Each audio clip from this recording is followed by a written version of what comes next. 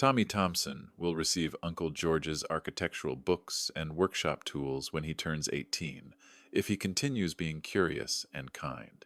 Laughter rippled around the table as others discovered their bequests. Tom inherited the house and primary estate management. Daniel received technology assets and educational funds for Tommy. Mrs. Wilson was given Martha's garden and greenhouse. Each bequest was a thank you, a promise, a testament to the love and support they had shown me. "This is beautiful, George," Ruth whispered, studying her document. "You've created family through choice rather than genetics." "Martha always said families grow through love, not just biology," I replied, raising my wine glass in the same spot where Sarah's assault had begun this journey to real family. "To the people who choose to love us for who we are, not what we can provide." 8 glasses rose in unanimous toast. Tommy clinked his apple juice against my wine with ceremonial seriousness. For the first time in years, I felt completely at peace, surrounded by the warmth of a real family. This was my victory, not in court, but in life.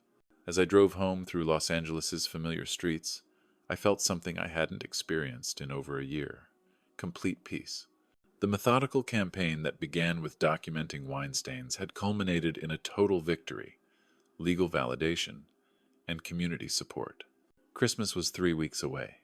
It was time to plan a celebration worthy of my new chosen family. A year ago, wine had dried on my shirt while I planned methodical revenge. Tonight, laughter echoed from my dining room, while people I truly loved celebrated together. I looked at the portrait of my late wife, Martha, on the dresser. Her presence felt strong in the winter air, not as a memory, but as approval. I'd learned her most important lesson. Real families are built through daily choices to love, respect, and support each other. Blood might provide the starting point, but character determines the destination. "Uncle George," Tommy's voice called from inside, "come see our rocket. It's got cookie fuel and everything."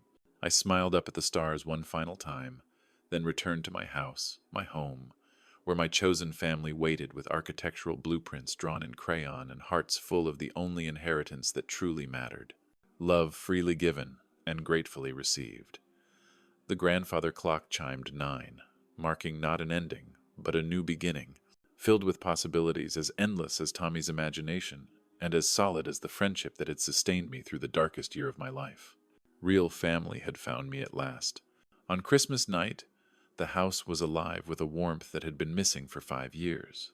But the warmth was a facade, a thin veneer of holiday cheer covering a bitter core of resentment. My daughter, Sarah, had invited me to her new home in the suburbs of California for what she called a family dinner. I was skeptical, but hopeful. My wife, Martha, would have wanted me to go, to try and mend the bridges that had been burned over the years. I arrived with gifts, a carefully selected assortment of toys for my grandchildren, and a bottle of wine. Sarah's apartment was beautiful, decorated in a minimalist style that reflected her taste. The guests were her friends, her husband's colleagues, people I barely knew. I was an outsider, a guest in my own family's celebration. As the evening wore on, I felt the familiar tension building. Sarah's eyes, once so full of love, now held a cold, calculated glint. It was a look I had seen before, every time she needed something from me. I stood at the head of the dinner table, ready to make a toast to the family.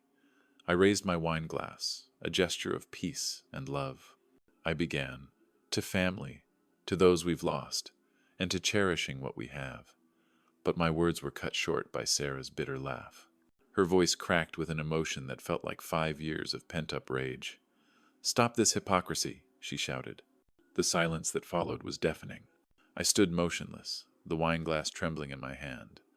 Then, with a swift, angry motion, she hurled the wine across the table. Burgundy liquid splashed across my face, soaking into my white dress shirt, dripping down my chin and onto the pristine tablecloth. The shock was immediate and profound. My grandchildren, once so full of laughter, were now crying. The other guests stared in stunned disbelief. "5 years, Dad?" she shrieked, her face twisted with a resentment that had been festering since my wife, her mother, had passed away. "5 years I've begged you for help with credit cards, and all you can give them are cheap plastic toys from the dollar store." Her words felt like a physical blow. The neighbors who were invited to the party began to gather their coats, murmuring apologies as they awkwardly left the room. "Those aren't cheap toys," I said quietly, wiping wine from my chin. I chose each one carefully, but my words fell on deaf ears. Sarah's accusations continued, a torrent of grievances about her financial struggles and my supposed stinginess. She grabbed the gift I had bought for my grandson, a model airplane kit I had spent hours selecting, and tore it apart. "Look at this junk," she screamed, as the pieces scattered across the floor. "This is what 48 years of being your daughter gets you. Scraps." Her husband, Mark, tried to pull her away. "Sarah, please, let's just go home and talk about this." But she was beyond reasoning. In that moment, I saw her clearly for the first time. The mask of a loving daughter had fallen, revealing a cold, calculating woman. I felt something shift inside me. The hope I had clung to for so long was replaced by a cold, hard clarity. I bent down to collect the broken pieces of the model airplane, my movements deliberate and calm. When I straightened up, every eye in the room was on me. "Thank you, Sarah," I said, my voice steady as bedrock. "Thank you for showing me your true face." "You'll regret this," she whispered, her voice laced with venom. "You'll die alone in this house, counting your money, and no one will care." The front door slammed shut behind them, the sound echoing through the house. I stood alone in the ruined dining room, surrounded by scattered gifts and broken dreams. I knew in that moment that this was not the end. This was the beginning of a different kind of war, a war for my own dignity and for the future of my grandchildren. I was no longer a grieving widower. I was a man with a purpose. The grandfather clock chimed 9, its steady tick-tock a stark contrast to the chaos that had just unfolded. The echo of Sarah's departure hung in the air like a bitter perfume. I stood alone in the ruined dining room, a wine-stained ghost in a house that felt foreign and cold. The anger had faded, replaced by a cold, analytical clarity. My engineer's mind, a tool I had honed over decades, kicked in automatically. It was time to assess the damage, gather evidence, and formulate a plan. I began my methodical survey. Overturned wine glasses, torn wrapping paper, the broken model airplane scattered in pieces on the hearth. I walked through each room with deliberate steps, documenting the destruction. In the living room, cushions lay askew where my grandson had hidden. The kitchen counter bore wine splashes that had somehow traveled 15 feet from the dining room. Even the hallway walls showed burgundy spots. The evidence was everywhere, a physical record of Sarah's betrayal. From my shirt pocket, I retrieved my phone and began photographing everything. The wine stain across my dress shirt, the broken gifts, the disrupted table setting. Each image was time-stamped and precise. I narrated as I worked, recording voice memos with clinical detachment. The 24th of December, 9:15 p.m. Subject threw approximately 4 ounces of red wine across a distance of 8 feet, demonstrating clear intent and premeditation. Destruction of gifts intended for minors. Public humiliation in the presence of neighbors and extended family. My voice sounded strange in the empty house, devoid of emotion. But emotion was a luxury I could no longer afford. This was no longer a family dispute. It was a case to be built, a wrong to be righted. I had to protect myself and my grandchildren from a woman who had proven she was capable of anything. In my study, I opened the wall safe behind a portrait of my late wife, Martha. Inside were the documents that represented a lifetime of hard work, my will, investment statements, and property deeds. I spread them across my mahogany desk, turning on the banker's lamp that had belonged to my father. Numbers told stories if you knew how to read them. Asset values, account balances, insurance beneficiaries. This was the foundation of the life Sarah felt entitled to, the life she had just tried to destroy. My phone buzzed with a text message from her. "Dad, I'm sorry about tonight, but you really hurt us by saying I'm not your daughter anymore. Can we talk tomorrow?" No apology for the wine. No acknowledgement of the children's trauma. No mention of the destroyed gifts or the humiliated neighbors. Just manipulation disguised as reconciliation. I screenshotted the message and added it to my evidence folder. Another text followed, this one from her husband, Mark. "Andrew says I should have handled it differently, but you know, I'm under a lot of stress with money problems. Please don't stay mad. Still no genuine remorse." The pattern was clear now, documented and undeniable. I dialed my lawyer's office, knowing I would reach voicemail after business hours on Christmas Eve.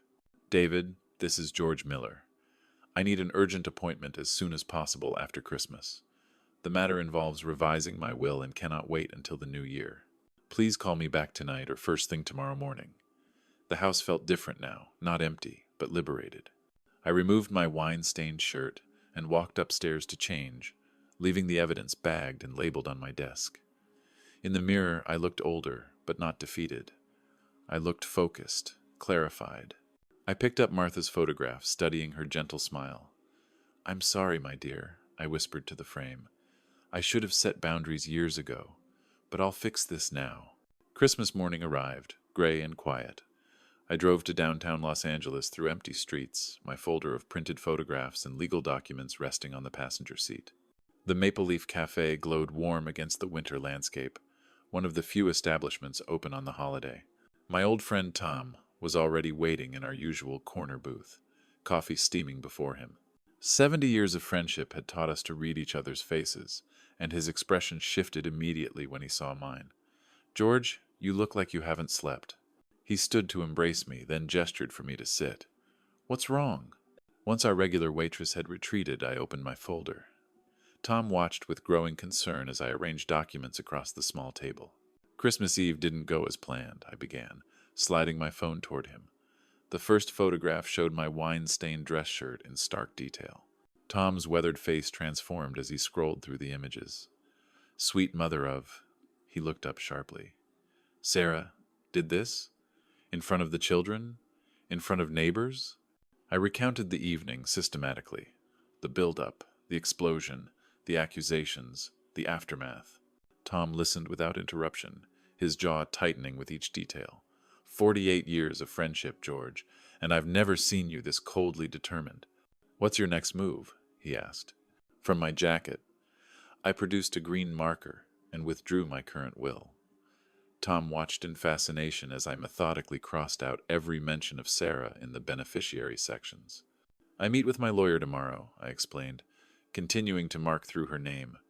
"Complete disinheritance." "What about Emma and Jake?" he asked, referring to my grandchildren. "Their innocence in this mess. I'll establish a separate trust fund for them, accessible at 25, with behavioral conditions attached," I said, "but only if they demonstrate genuine respect for family." "You'll need an executive you can trust completely," Tom said, his voice dropping. "I was hoping you'd accept that responsibility." Tom reached across the table, squeezing my shoulder with surprising strength. "Of course I will. It's about time someone taught that girl consequences." The next day, the elevator climbed steadily toward David Collins's 20th floor office, carrying Tom and me past the bustling commerce of downtown. David stood behind his mahogany conference table, my folder of evidence spread before him like case exhibits. "George, I've examined your photographs and timeline," he began, gesturing toward chairs facing the document array. "This level of documentation is impressive for someone without legal training." "Engineering habits," I replied, settling across from him. "When something breaks, you analyze the failure systematically." David explained the legal options, stressing that dramatic will changes often trigger legal challenges. Your daughter could claim undue influence, mental incompetence, or emotional coercion. "That's why the documentation matters," I said. "Every photograph is time-stamped.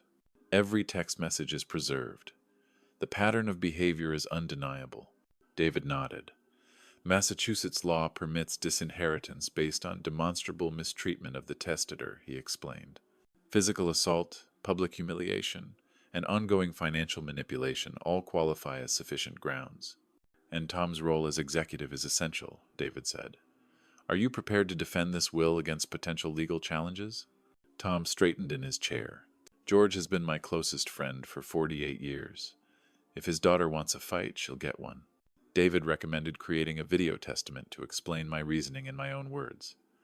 "Courts find personal testimony particularly compelling when challenging claims of mental incompetence." He also recommended establishing that separate trust fund for my grandchildren, accessible at 25 with respect conditions. "Essentially," he said, "they'll earn their inheritance through character development." That's beautifully designed, Tom smiled. The children get security, but only if they don't follow their mother's example.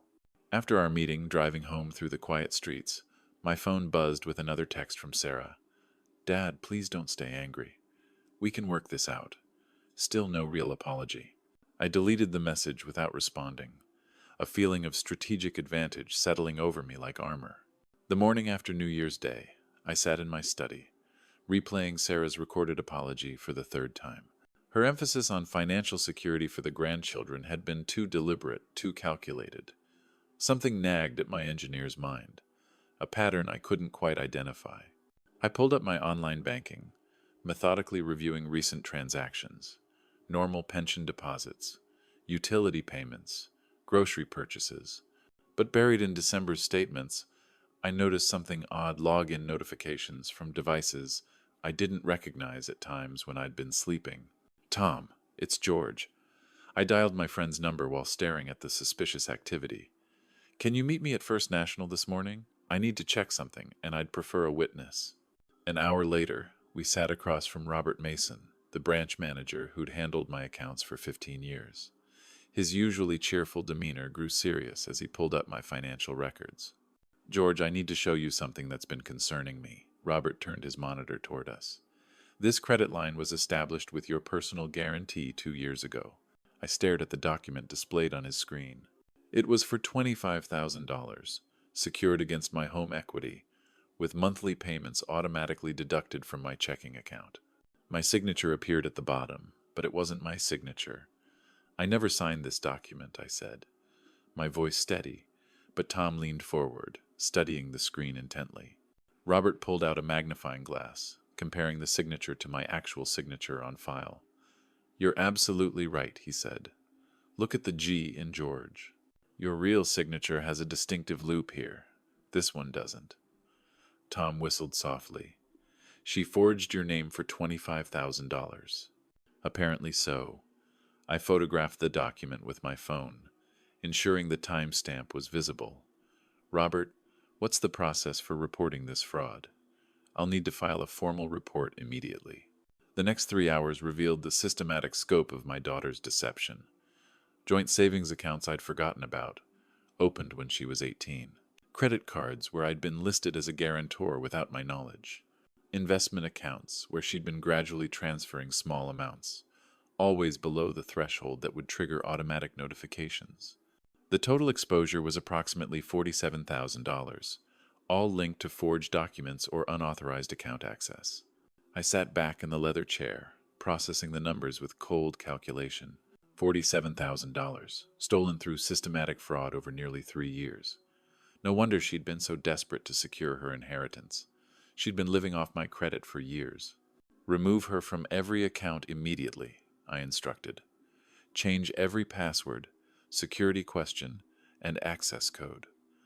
I want Tom Miller added as the sole alternate contact and beneficiary on everything. I'll also need to report this to the police, Robert said grimly. Financial fraud of this magnitude requires a criminal investigation. Do it, I said, gathering the printed evidence into my folder. Outside the bank, Tom shook his head in amazement. $47,000, George. She's been systematically robbing you blind. The recording from her apology visit makes perfect sense now, I replied, walking toward my car. She wasn't worried about our relationship. She was worried about losing access to my accounts. My phone rang as we reached the parking lot. It was my lawyer, David Collins. George, perfect timing. How did the banking review go? Better than expected, I replied, and worse than I feared. We have documented proof of systematic financial fraud. Excellent. That strengthens our position considerably. David's voice carried professional satisfaction. Can you meet me tomorrow afternoon? I want to review everything before we finalize your new will. Absolutely. And David, I think we need to discuss criminal charges as well. After hanging up, I drove home, my mind calculating the next phase of strategy. The financial fraud gave me leverage. I hadn't expected criminal exposure that could send Sarah to prison if she chose to challenge the will.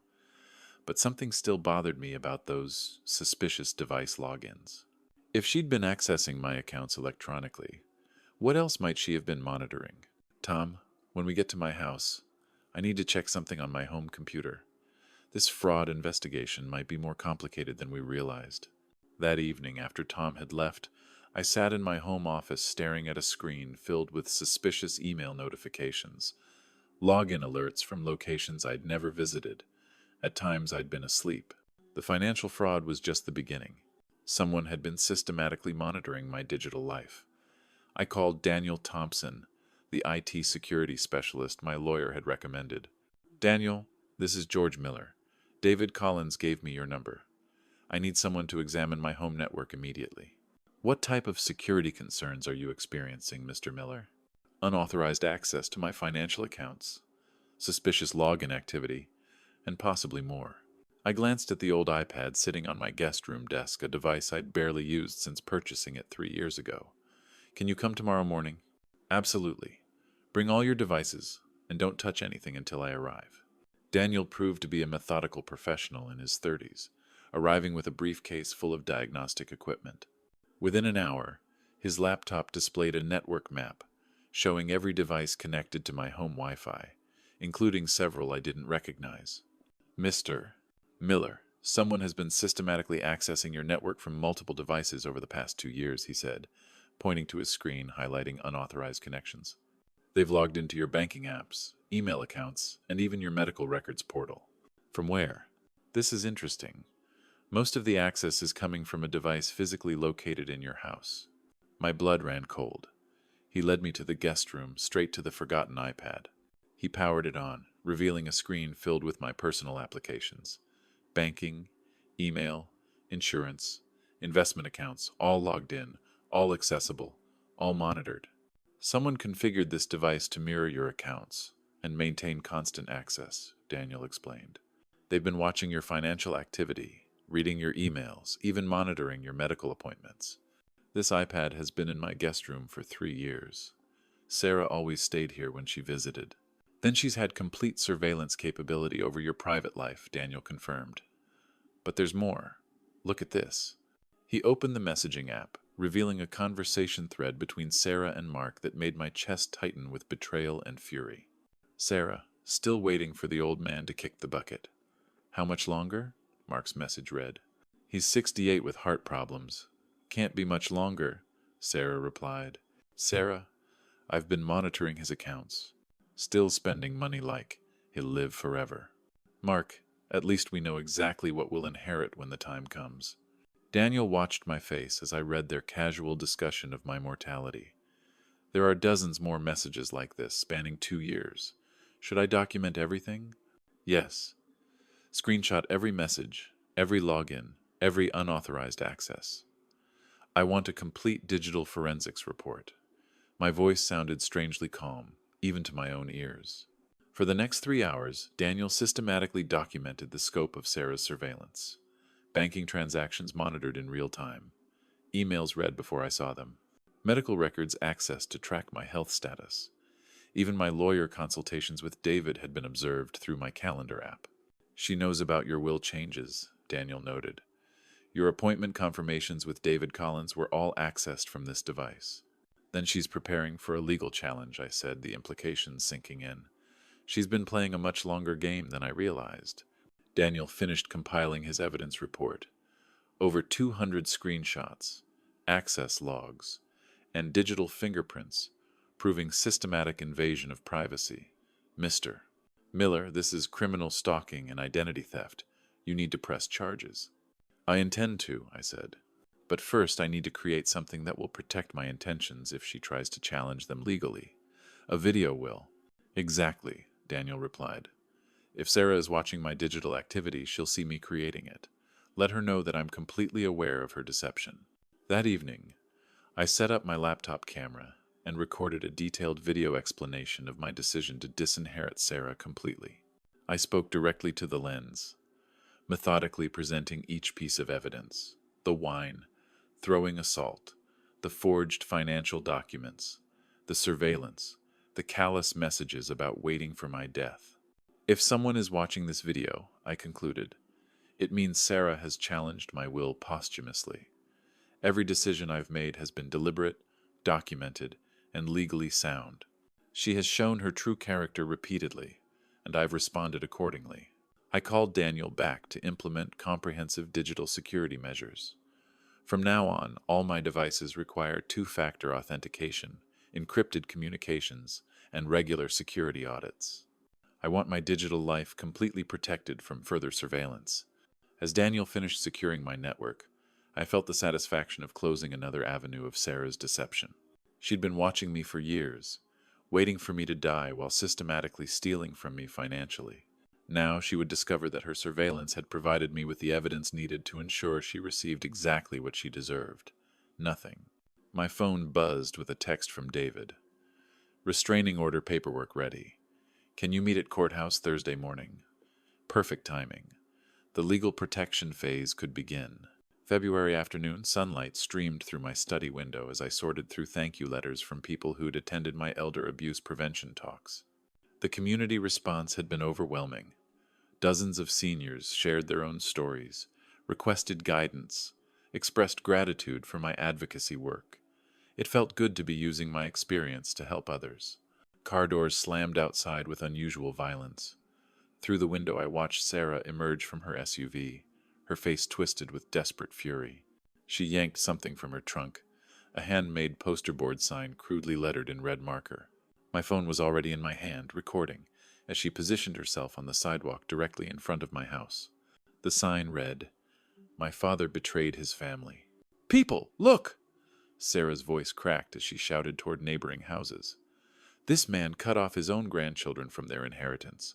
George Miller is a heartless father." Curtains moved in windows. Front doors opened cautiously. A neighbor, Mrs. Wilson, appeared on her porch, her phone already recording. Other neighbors emerged, drawn by the commotion, but maintaining a careful distance. I remained inside, methodically filming through the window while dialing the police. "This is George Miller at 247 Maple Street," I told the dispatcher. "My daughter Sarah is violating her restraining order by approaching my property." "Officers are en route, Mr. Miller. Stay inside and document everything." Sarah paced the sidewalk like a caged animal, holding her sign high for maximum visibility. "He has $500,000, and he won't give his grandchildren a penny. What kind of grandfather abandons innocent children?" "Sarah Smith," Mrs. Wilson called from her porch. "We read about you in the newspaper. The financial fraud charges." "Lies!" Sarah whirled toward her. "He's manipulating the media. I made one mistake at Christmas, and now he's destroyed our whole family." More neighbors gathered, their smartphones capturing everything. The Wilsons' teenage son live-streamed on social media. By now, dozens of people were witnessing Sarah's public meltdown in real time. 2 police cruisers arrived with lights flashing, but no sirens, a measured response that suggested they'd dealt with domestic situations before. Officers approached Sarah with professional calm while I met them at my front door with a copy of the restraining order. "Here's the legal documentation," I told Officer Martinez, handing him the paperwork. "She's prohibited from approaching within 500 feet. "Ma'am, you need to step away from this property immediately," Officer Martinez called to Sarah. "This is my father!" she screamed, brandishing her sign like a weapon. "I have a right to see my own father!" "Actually, you don't," Officer Martinez said, approaching her steadily. "You're in violation of a legal restraining order. Put the sign down and place your hands behind your back." "This is insane. Dad, stop this madness. I'm your daughter." I stepped onto my front porch, maintaining the safe distance required by law, and met her eyes directly. "My daughter died that night. She threw wine in my face. You're just someone who happens to share my DNA." The handcuffs clicked shut around Sarah's wrists. Her sign fell to the pavement, crumpled and forgotten. As officers guided her toward the patrol car, she twisted around for one final appeal. "Dad, please think about Emma and Jake. They love their grandfather." "Emma and Jake will have education funds when they turn 25, I replied calmly. "If they learn to show respect and gratitude qualities their mother never possessed." The police car pulled away, carrying Sarah toward processing and booking. Neighbors began dispersing, but several approached me with expressions of support rather than curiosity. "George, we saw your interview in the Herald," Mrs. Wilson said, walking up my driveway. "That poor woman doesn't realize how much damage she's done to her own case." "It's sad, really," I replied, watching the patrol car disappear around the corner. But some people never learn that actions have consequences. As the crowd dispersed, I returned to my study and reviewed the phone footage I'd captured. 47 minutes of Sarah violating her restraining order, making public accusations, and demonstrating exactly the kind of unstable behavior that had led to her legal troubles in the first place. My lawyer, David, would be very interested in this latest evidence. The court date was approaching, and Sarah had just provided the final piece of documentation needed to ensure my victory was complete and permanent. 1 week after Sarah's arrest, I sat across from David in his downtown Los Angeles office, watching him arrange the most comprehensive legal evidence package I'd ever seen. Documents filled 3 bankers' boxes: financial fraud proof, digital surveillance records, restraining order violation videos, and witness statements from neighbors, bank officials, and the IT specialist. George, in 30 years of family law, I've never seen a case this thoroughly documented, David observed, spreading key exhibits across his conference table. Your architectural background shows in every detail. Methodical preparation prevents poor performance, I replied, studying the evidence array. When do we present this to the judge? Both hearings were scheduled for next week. The criminal case for restraining order violation and the civil challenge to my will. Judge Thompson, a stern woman in her 60s, would review everything comprehensively. The courthouse corridors buzzed with activity as we arrived for the combined hearings. David wheeled 2 suitcases of evidence while I carried my video testimony equipment. Local media had gathered, attracted by the elder abuse angle that had made my story regionally significant. Inside the courtroom, Sarah sat beside her court-appointed attorney, looking diminished and desperate. She avoided eye contact, staring instead at the table where her lawyer shuffled through a pitifully thin file of defensive arguments. Your Honor, David began his presentation, we have systematic evidence of elder abuse spanning multiple years, escalating from emotional manipulation to financial fraud to invasion of privacy. Judge Thompson examined the first exhibit, enlarged photographs of forged signatures alongside my authentic ones. The handwriting analysis is quite clear. These signatures don't match. Correct, Your Honor. Bank security footage shows the defendant obtaining credit using fraudulent documents, resulting in $47,000 in unauthorized debt against my client's assets. The digital evidence proved even more damaging. Daniel Thompson, the IT specialist, testified via video link explaining how Sarah had maintained systematic surveillance of my private accounts, email, and medical records for over 2 years. She accessed his banking applications daily, Daniel reported, his technical expertise lending credibility to every statement. We recovered private messages where she discussed waiting for his natural death while monitoring his financial activity. Those messages, displayed on the courtroom's large screen, created visible discomfort among observers. Sarah's casual discussion of my mortality, her impatience with my continued health, her cynical calculations about inheritance timing all were preserved in damning detail. Your Honor, Sarah's lawyer attempted damage control. My client was grieving her mother's death and under extreme financial stress. Financial stress caused by systematic fraud against her own father, David interrupted smoothly. Stress she created through her own criminal behavior. My friend Tom testified about our 48-year friendship, describing my character transformation from a grieving widower to a confident advocate. His emotional testimony about witnessing the wine-throwing incident provided powerful context for my subsequent decisions.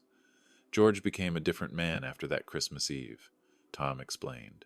Not bitter, but determined, focused on protecting himself and helping other elderly people facing similar manipulation. The final piece of evidence was my video will explanation, recorded in David's office with professional lighting and sound. Judge Thompson watched intently as I methodically explained each decision, referenced specific incidents, and demonstrated my complete mental competence. If someone is viewing this recording, it means my daughter has challenged my will posthumously, my recorded voice stated calmly. Every decision documented here was made deliberately, with legal counsel, and based on substantial evidence of her systematic abuse and financial exploitation. Sarah's lawyer made one final attempt. Your Honor, families have conflicts. This seems like an extreme response to a single evening of emotional outburst. Counselor, Judge Thompson interrupted sharply. The evidence shows systematic financial fraud, privacy invasion, and ongoing manipulation spanning years. This is not a family conflict. This is elder abuse. The verdicts came swiftly. A criminal conviction for restraining order violation, resulting in community service and extended protection orders. Complete validation of my new will, with all challenges dismissed. Legal fees were awarded to my side, further devastating Sarah's financial position. Outside the courthouse, media representatives requested statements about my victory and its implications for elder abuse prevention. Justice has prevailed, I told the cameras, standing confidently beside David on the courthouse steps. My grandchildren will receive educational support when they turn 25, but only if they demonstrate the respect and gratitude their mother never learned. Real family is built on love and respect, not genetic obligation. Christmas Eve morning, 2024. Exactly 1 year since Sarah threw wine in my face. I stood in the same kitchen, preparing Christmas dinner with genuine joy instead of desperate hope. The house felt different, transformed not by renovations but by the people who filled it. The guest list had changed dramatically. Tom, my rock, and his new girlfriend Ruth were coming. Daniel Thompson, the IT specialist who had exposed Sarah's deception, would be here with his wife Sarah and their 6-year-old son Tommy, Mrs. Wilson, our supportive neighbor, was coming, as was Detective Morrison, who had become a friend during the fraud investigation. This was my new family, my chosen family. I set the dining room table with care, placing a manila envelope at each person's place setting. Inside each envelope was a copy of my final will, explained in simple terms, showing how respect and loyalty had earned them shares in my estate. I wanted them to know on this special night that they were not just guests, but an integral part of my life and my legacy. "Uncle George!" Tommy burst through the front door ahead of his parents, his energy filling the house with the sound I'd missed most. Children's laughter without fear or tension. "Tommy, my architect in training," I replied, kneeling to his level. "Did you bring the blueprint we discussed?" He proudly displayed a crayon drawing of a spaceship, complete with detailed specifications only a 6-year-old could imagine. "This is the engine that runs on Christmas cookies. See?" "Brilliant design," I said, a genuine smile spreading across my face. "We'll build a prototype after dinner." As guests arrived, the house transformed into something Martha would have loved. A home filled with people who chose to be here, who valued relationships over inheritance expectations. Tom carved the turkey while Ruth arranged flowers. Daniel helped with side dishes, while his wife Sarah and Mrs. Wilson chatted animatedly. At 7 o'clock, we gathered around the same table where my family had imploded 12 months earlier. The contrast felt profound, but not forced. Genuine happiness had replaced desperate, wishful thinking. "Before we ate," I announced, standing at the head of the table, "I want to explain these envelopes. Last Christmas, I learned that DNA doesn't create family. Love, respect, and mutual support, that's what makes people family." Tommy opened his envelope first, reading aloud with 6-year-old determination.